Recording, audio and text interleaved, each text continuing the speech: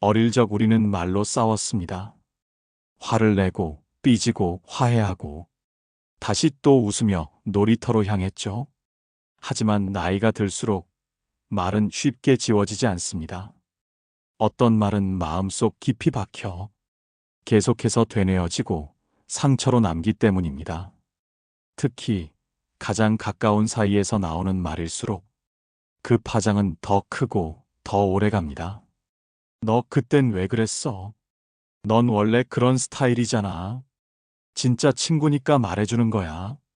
이런 말들은 진실을 말하는 듯 보이지만 사실은 판단이 섞여 있고 상대의 존재를 함부로 규정 지으며 우정이라는 이름 아래 쏟아진 비수가 되기도 합니다.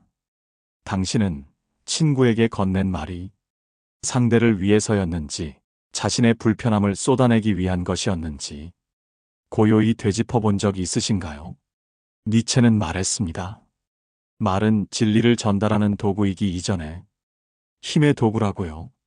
가장 가까운 이와의 대화에서도 그 말이 힘이 아닌 배려가 되려면 우리는 끊임없이 사유해야 합니다.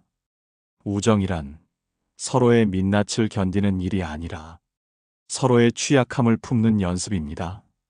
때론 말하지 않는 용기, 침묵의 사력, 기품이 관계를 더 깊고 단단하게 만들어줍니다. 철학자 칸트는 존중이란 상대를 목적으로 대하는 것이라고 말했죠.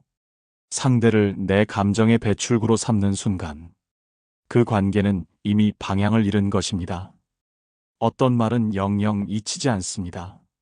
그날의 표정, 그 어투, 그 공기마저 선명하게 떠오르죠. 당신은 지금 가장 친한 이에게 어떤 말을 기억되길 바라시나요? 우리는 너무 많은 말을 주고받으며 살아갑니다. 하지만 정말 중요한 말은 오히려 차마 입 밖으로 꺼내지 못한 그 조심스러운 마음 속에 있습니다. 친밀함이라는 이름 아래 무례해진 건 아닐까요? 진짜 우정이라면 그 선을 기억해야 합니다. 우정 속에는 늘 말의 시험이 숨어 있습니다. 사소한 농담처럼 던졌던 한마디가 상대의 마음에 오래 남는 이유는 말 자체보다 그 말을 한 사람의 태도에 있습니다. 그날의 당신은 웃고 있었을지도 모릅니다. 그 말에 아무렇지도 않았겠지만 상대는 웃으며 들었을 뿐 웃으며 넘긴 건 아니었을지도 모릅니다. 진짜 아픔은 반박조차 할 수 없게 만드는 말에서 시작됩니다. 넌 늘 그래. 그때 넌 진짜 민폐였어. 난 내 성격 아니까 참은 거야. 이 말들은 평가이자 단정입니다. 한 사람의 어떤 순간을 전체 성격으로 몰아가며 그 사람의 서사를 일방적으로 요약해버리죠. 아리스토텔레스는 인간의 말에는 로고스, 즉 이성이 깃들어야 한다고 했습니다.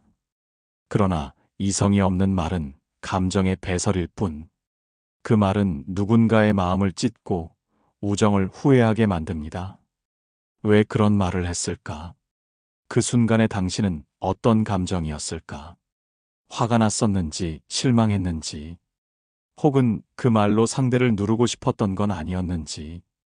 우정은 이해보다 배려가 먼저입니다.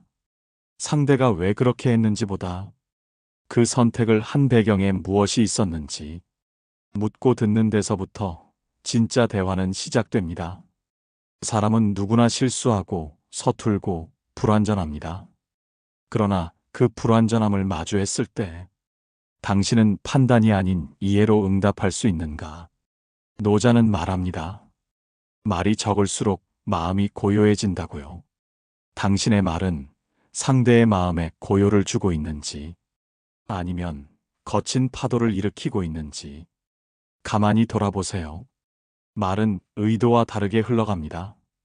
당신의 진심이 오해로 바뀌기 전에 그 진심을 담는 그릇부터 점검해야 합니다. 그릇이 기울어 있으면 아무리 맑은 물도 넘쳐버리듯 당신의 말이 흘러나올 때 그 말이 담고 있는 감정은 무엇이었는지 다시 생각해보는 시간이 필요합니다. 나는 너를 생각해서 한 말이야. 이 말처럼 위험한 변명은 없습니다. 그 말이 상대에게 상처가 되었다면 그 이유는 의도가 아니라 방식에 있습니다. 진심으로 걱정하는 마음조차 전달의 틀이 거칠면 비판이 되고 간섭이 되고 결국 폭력이 되기도 합니다. 우리는 종종 자신의 감정을 너를 위한 말이라는 이름으로 포장합니다. 그러나 철학자 칼 구스타프 융은 말합니다.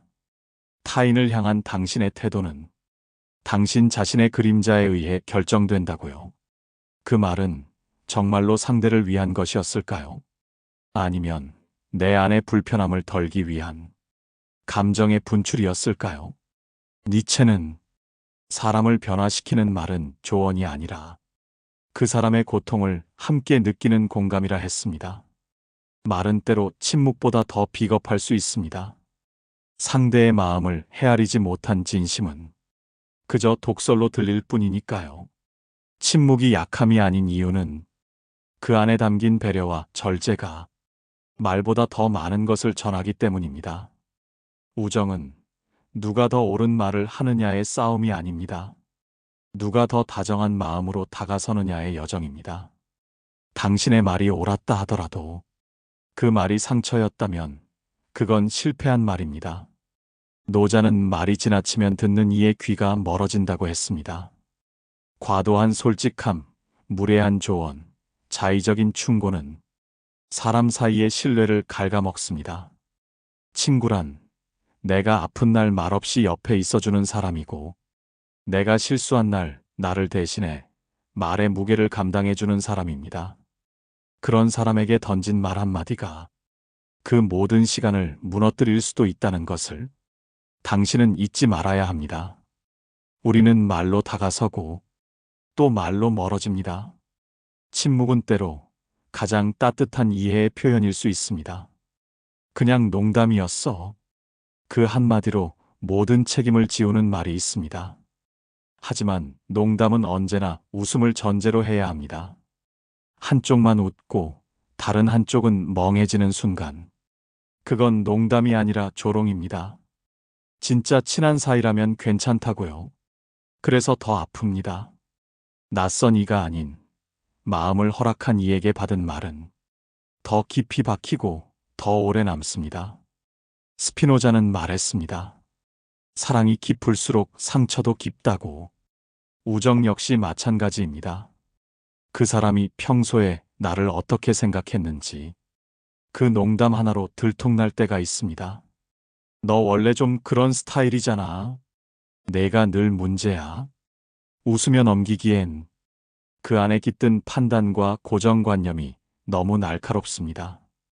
친한 사이라서 허용되는 말이 아니라 친한 사이이기에 더욱 지켜야 할 말이 있습니다. 우정은 솔직함이 아니라 신중함 위에 쌓입니다. 소크라테스는 말하기 전에 3가지 질문을 던지라고 했습니다. 그 말이 진실인가? 그 말이 선한가? 그 말이 꼭 필요한가? 농담이란 이름으로 누군가를 낮추고 조롱하는 말은 3질문 모두의 아니오로 답할 것입니다. 당신은 친구의 어떤 면을 웃으며 이야기할 때 정말 그를 위하는 마음이 있었나요? 아니면 무의식 속에서 상대보다 조금 위에 서고 싶었던 건 아니었나요? 말은 언제나 그 사람의 무의식을 드러냅니다. 무심코 던진 농담에 당신의 시선과 판단이 담겨 있다면 그 우정은 더 이상 평등하지 않습니다. 농담은 가까운 사이를 더 가깝게도 만들지만 경계를 지키지 않으면 그 사이를 멀어지게도 만듭니다. 웃고 지나간 줄 알았던 말이 오래도록 상대의 마음을 무겁게 누른다면 그건 당신의 유머가 아니라 그 사람의 아픔이 된 것입니다. 가까운 관계일수록 말의 농도를 낮춰야 합니다. 짙은 말은 상처가 되고 연한 말은 위로가 됩니다. 가끔은 한마디 말이 사람을 무너뜨립니다. 말 자체보다 더 아픈 건 그 말을 들은 뒤부터 자신을 의심하게 된다는 것입니다. 넌 원래 그런 사람이잖아. 다 너를 위해서 한 말이야. 그 말은 나를 이해하려는 게 아니라 이미 정해진 틀에 나를 끼워 맞추려는 태도였습니다. 우정이란 나를 있는 그대로 받아주는 사이여야 한다고 믿었습니다. 하지만 그 말은 내가 틀렸다는 전제를 깔고 있었습니다. 내가 불편한 존재였고, 그래서 고쳐져야 하는 대상이라는 뜻이었습니다. 그 말을 들은 뒤로 나는 말수가 줄었고, 마음속에서 끊임없이 나를 점검하게 되었습니다. 내가 정말 문제였을까? 그날 내가 너무 예민했던 걸까? 그 말을 넘기지 못한 내가 이상한 걸까? 스토아 철학자들은 말합니다. 말은 현실보다 더 무겁게 마음을 지배한다고요. 현실은 지나가지만 말은 마음속에 남아 반복되는 자기 판단으로 이어지기 때문입니다. 어떤 말은 그 순간을 넘어서 사람의 정체성까지 흔들어 놓습니다. 나는 괜찮은 사람이라는 믿음을 서서히 갉아먹습니다. 말은 칼이 아니라 때론 거울입니다. 그 말 앞에서 나는 나를 다시 보게 되니까요. 그러나 그 거울이 비뚤어졌다면 그 안에 비친 나는 진짜 내가 아닙니다. 친한 사람이기 때문에 그의 말에 더 귀를 기울이지만 그 말이 옳다는 뜻은 아닙니다. 우정이라는 이름 아래 누군가의 말이 나를 해치고 있다면 당신은 그 우정의 방식을 의심해도 됩니다. 니체는 말했습니다. 사람은 누구의 말에 가장 상처받는가? 사랑했던 사람의 말이라고요. 그렇기에 가까운 이의 말은 더욱 조심스러워야 하고 더 깊은 책임을 동반해야 합니다. 그 사람은 잊었겠지만 나는 여전히 그 말 안에 머물러 있습니다. 우정은 말을 던지고 마는 일이 아니라 그 말이 남긴 감정을 함께 지는 일입니다. 가장 소중한 인연은 대개 말 한마디에서 무너지지 않습니다. 하지만 쌓이고 또 쌓인 말의 조각들이 어느 순간 무게를 견디지 못하고 관계를 내려앉게 만듭니다. 처음엔 사소했습니다. 그 말은 좀 아닌 것 같아. 그렇게까지 말할 필요 있었어? 그때마다 상대는 말했습니다. 왜 이렇게 예민해졌어? 그냥 편하게 얘기한 건데. 하지만 그 편함이란 결국은 상대의 감정만 고려한 편이었고 나의 불편함은 대화의 중심에서 밀려났습니다. 아리스토텔레스는 말했습니다. 인간은 말하는 존재 이전에 공감하는 존재라고요. 그러나 말이 너무 많아질 때 우리는 공감보다 주장에 매달리기 시작합니다. 말로 풀 수 있다고 믿었지만 말이 쌓일수록 오히려 서로를 더 오해하게 되었습니다. 같은 언어를 쓰고 있었지만 서로 다른 감정을 말하고 있었던 겁니다. 그냥 나도 지쳤어. 그 마지막 말에는 그동안 쌓인 무수한 말들의 조각이 박혀 있었습니다. 말로 가까워지길 바랐지만 결국 말이 관계를 닫아버린 것이죠. 칸트는 존중이란 상대의 생각을 침묵으로도 지지해주는 태도라고 말했습니다. 말하지 않고도 느껴지는 온기. 그것이 우정의 다른 이름일 수도 있습니다. 우리는 때로 모든 것을 설명하고 풀어야 직성이 풀리는 사람들이지만 어떤 순간에는 설명보다 침묵이, 해명보다 기다림이 관계를 더 회복시키기도 합니다. 말이 멀어지게 했다면 말로 다시 되돌릴 수 있을까요? 그건 가능하지만 그 말에는 전보다 더 많은 고요함이 깃들어야 합니다. 친했던 누군가와 더 이상 말하지 않게 되었을 때 우리는 그 공백을 후회라고 부르기도 합니다. 그러나 진짜 후회는 그 공백을 만든 말들이었다는 걸 뒤늦게야 알게 됩니다. 말은 잊히지 않습니다. 그 말의 온도, 그 말의 방향, 그 말의 무게, 모두가 기억으로 남아 한 사람의 얼굴을 흐리게 만들죠. 우리는 살아오며 수없이 많은 말을 주고받습니다. 그중 어떤 말은 지금도 가슴속에 남아 떠오르고 그중 어떤 말은 그때 하지 않았더라면 좋았을 걸 하는 후회를 남깁니다. 그냥 솔직하게 말한 거야. 진짜 친구니까 말해주는 거지. 이 말들은 포장처럼 들리지만 속을 들여다보면 상대를 위한 말이라기보다 자신의 감정을 정당화하는 도구이기도 했습니다. 소크라테스는 말했습니다. 말을 하기 전 그 말이 필요한지 스스로 묻고 필요하다면 그 말이 선한지 다시 생각하라고요. 우리는 솔직함을 미덕처럼 여깁니다. 하지만 진짜 솔직함이란 내가 하고 싶은 말을 다 하는 게 아니라 상대가 받아들일 수 있는 방식으로 내 마음을 조율하는 성숙함입니다. 말하지 말았어야 할 순간들이 있습니다. 상대의 마음이 흔들리고 있을 때, 내가 조금 우위에 있다고 느낄 때, 내 감정이 넘쳐 흘러 주체하지 못할 때, 그 순간의 말은 진실일 수는 있어도 진심이 되지 못합니다. 친한 사이라면 굳이 말하지 않아도 전해지는 마음이 있습니다.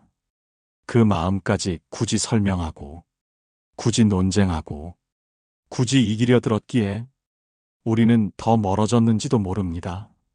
노자는 말했습니다. 말을 많이 하면 결국 패하게 된다고요. 진정한 우정은 말이 많을수록 위태롭고 말이 적을수록 깊어지는 법입니다. 그때 말하지 않았더라면 우리는 아직 웃으며 마주할 수 있었을까요? 그때 참았더라면 조금 더 따뜻한 사람이 될 수 있었을까요? 후회는 늘 조용히 다가와 그 말을 하기 전에 내 모습을 되묻습니다.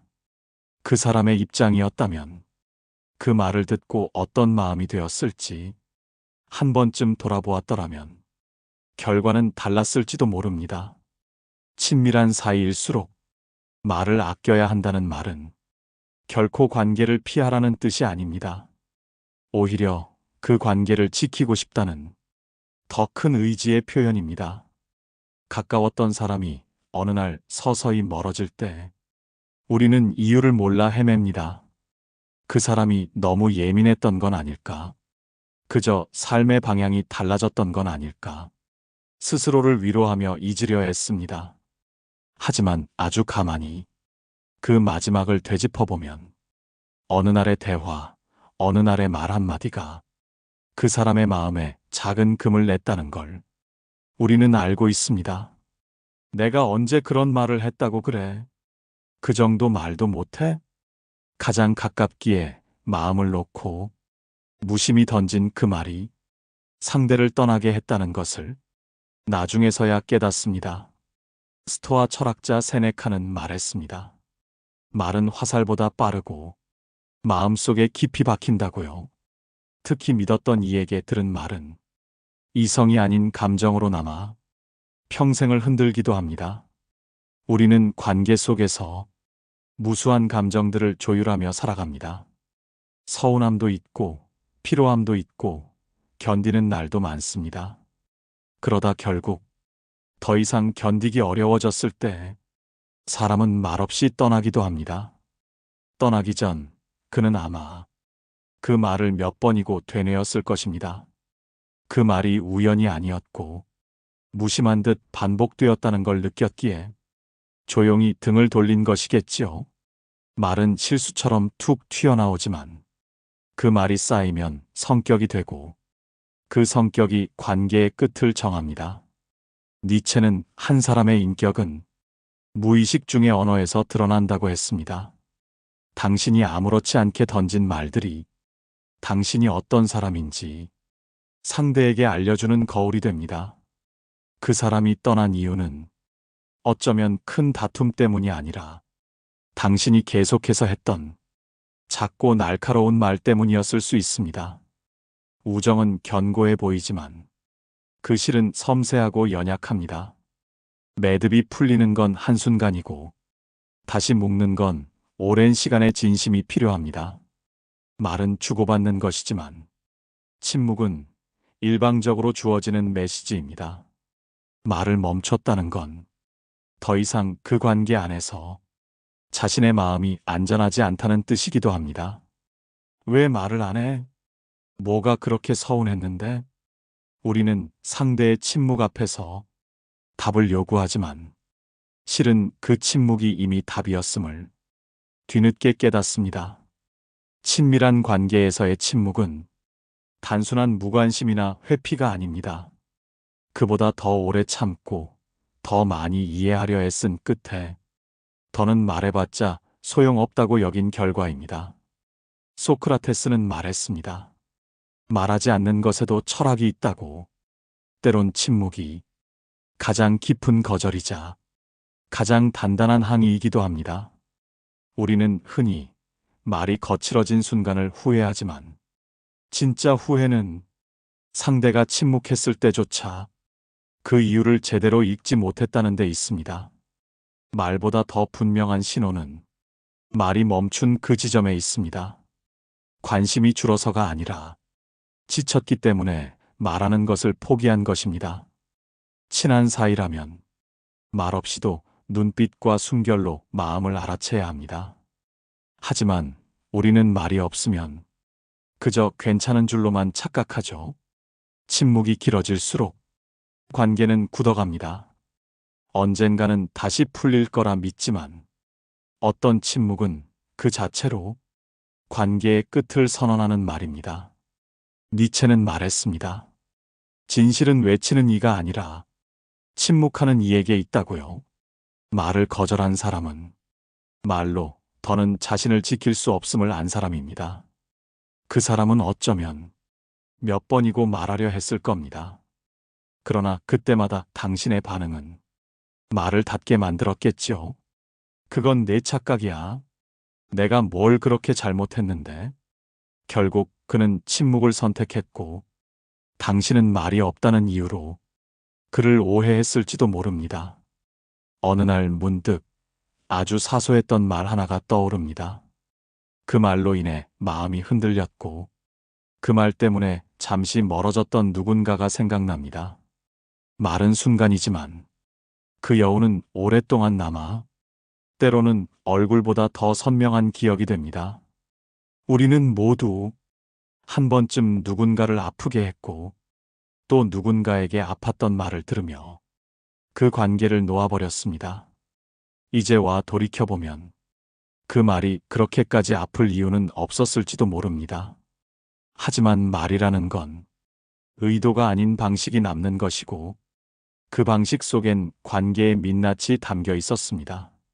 스토아의 철학자들은 말을 통해 세상을 통제하려 하지 말고 말을 줄임으로써 마음을 통제하라고 말했습니다. 우정은 조율입니다. 말의 높낮이, 감정의 색이, 침묵의 길이까지 모두가 조심스러운 배려입니다. 진정한 우정이란 무엇을 말하느냐보다 무엇을 말하지 않느냐에서 드러납니다.